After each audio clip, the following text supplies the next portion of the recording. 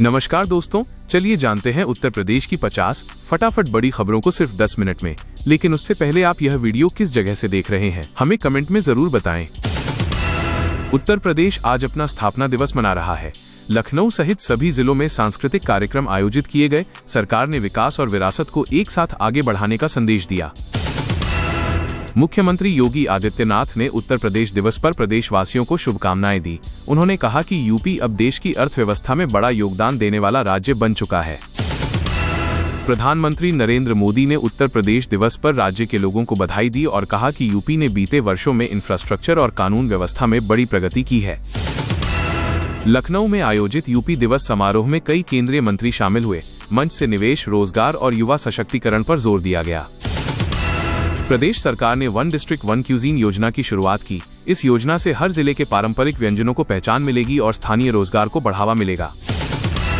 सरकारी योजनाओं के तहत कई जिलों में लाभार्थियों को प्रमाण पत्र और सहायता राशि वितरित की गई। अधिकारियों ने योजनाओं की प्रगति रिपोर्ट भी साझा की।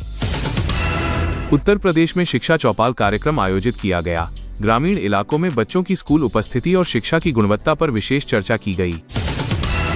राज्य सरकार जल्द ही बड़े रोजगार मेलों का आयोजन करने की तैयारी में है। इसका उद्देश्य युवाओं को निजी और सरकारी क्षेत्र में नौकरी के अवसर देना है। उत्तर प्रदेश सरकार आगामी बजट 2026 की तैयारियों में जुट गई है। इस बार बजट में किसान, युवा, महिला और रोजगार पर विशेष फोकस रहने की उम्मीद है। प्रदेश के कई जिलों में कड़ाके की ठंड और घने कोहरे का असर देखा गया। मौसम विभाग ने सुबह और रात के समय सावधानी बरतने की सलाह दी है। प्रधानमंत्री किसान सम्मान निधि योजना को लेकर अपडेट सामने आया है। फरवरी में अगली किस्त जारी होने की संभावना है। किसानों को ई-केवाईसी पूरी करने की सलाह दी गई है। प्रदेश में किसान पाठशाला कार्यक्रम के तहत किसानों को आधुनिक खेती, उन्नत बीज और सरकारी योजनाओं की जानकारी दी जा रही है। सामाजिक सुरक्षा पेंशन योजना को लेकर चर्चा तेज है। वृद्धा, विधवा और दिव्यांग पेंशन को समय पर देने के निर्देश दिए गए हैं। उत्तर प्रदेश की राजनीति में हलचल तेज है। आगामी चुनावों को लेकर नेताओं की सक्रियता और बैठकों का दौर जारी है।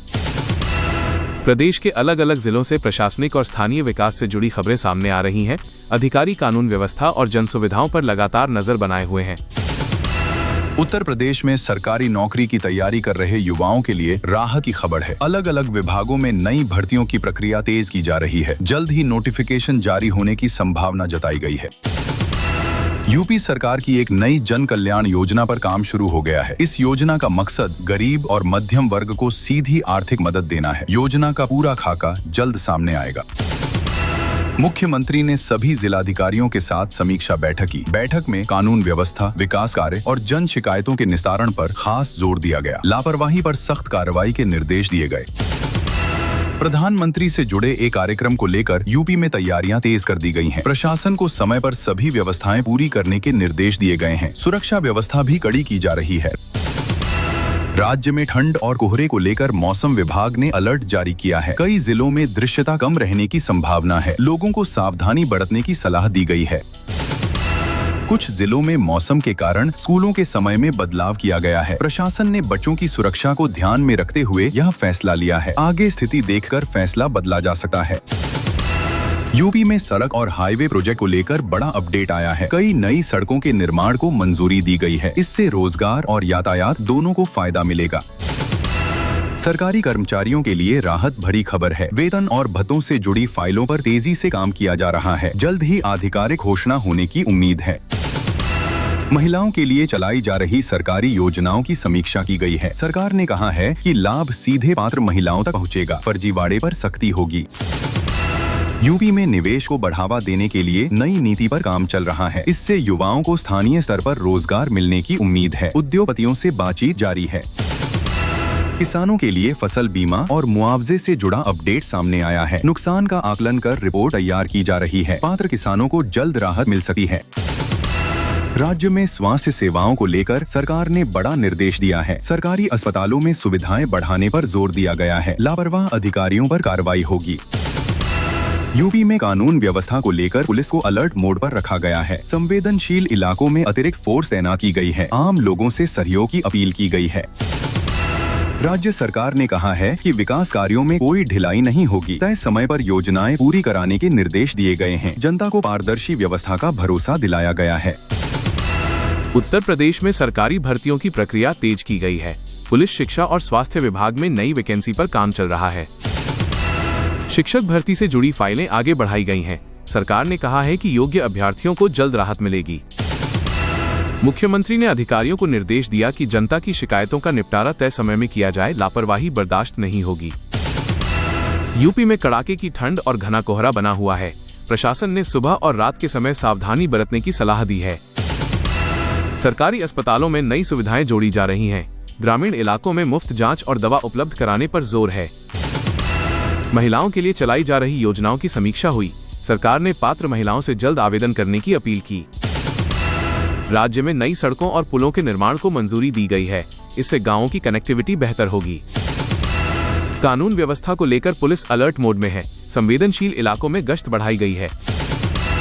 राज्य सरकार ने कहा है कि सभी योजनाओं के लिए सही जानकारी के साथ आवेदन करें ताकि किसी का हक न रुके। मेरठ से ताजा अपडेट। स्थानीय अपराध, राजनीति और जनजीवन से जुड़ी खबरें सामने आई। मेरठ, बिजनौर, बुलंदशहर की बड़ी घटनाएं। बस पलटने से कई घायल। बुलंदशहर में पारिवारिक हत्या का मामला सुर्खियों में। ग्रामीण रोजगार योजना से नई नौकरियां बनी। सीएम ग्रामोद्योग स्कीम के तहत नए ग्रामीण उद्योगों की शुरुआत से रोजगार मिला। ड्रग्स और गैंग्स पर ऑपरेशन। पुलिस की बड़ी गैंग क्रैकडाउन कार्रवाई जारी रही। देश भर में मौसम अलर्ट। उत्तर भारत सहित कई राज्यों में भारी सर्दी और बारिश का अलर्ट जारी। राज्य में रात को भी तेज शीतलहर। दिन और रात का तापमान गिरा हुआ रहा।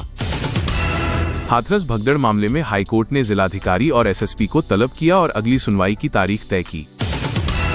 प्रदेश सरकार ने किसानों की पेंशन योजना से जुड़े लाभार्थियों के सत्यापन को तेज करने के निर्देश दिए हैं। प्रदेश के डीआईईटी कॉलेजों में 4 वर्षीय एकीकृत बीएड कोर्स शुरू करने की घोषणा की गई है। लखनऊ में इलेक्ट्रिक वाहन निर्माण प्लांट का उद्घाटन किया गया, जिससे स्थानीय स्तर पर रोजगार बढ़ेगा। ग्रामीण रोजगार को मजबूत करने के लिए सरकार नए सुधारात्मक कदम उठाने की तैयारी कर रही है। यूपी सरकार ने पुलिस भर्ती में उम्र सीमा में एक बार की छूट दी, जिससे हजारों युवाओं को आवेदन का मौका मिलेगा। किसानों के लिए पेंशन योजना के तहत लाभार्थियों के खातों में राशि भेजने की तैयारी पूरी कर ली गई है।